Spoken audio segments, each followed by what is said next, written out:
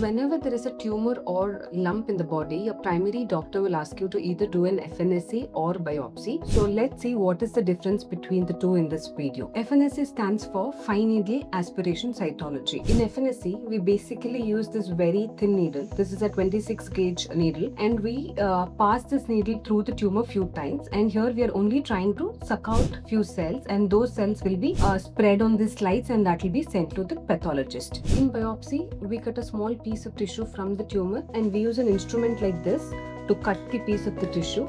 So this is called biopsy gun. So this has a groove like this, which basically traps the tissue and cuts the tissue. Now if I have to compare FNSC with biopsy, in FNSC, since we have very few cells, the accuracy with which the diagnosis can be made is less when compared to the biopsy. And in biopsy, we have a small piece of the tissue with which the accuracy is better, and also the more detailed testing like IHC, that is immunohistochemistry testing, can be done with the biopsy. I would recommend FNSC whenever we have more superficial tumors, and also when the imaging features point more towards the benignity, just to confirm that it is a benign lesion. And whenever there is a suspicion in the imaging, whenever there is a suspicion that the tumor is more malignant, then I would recommend you to do a biopsy.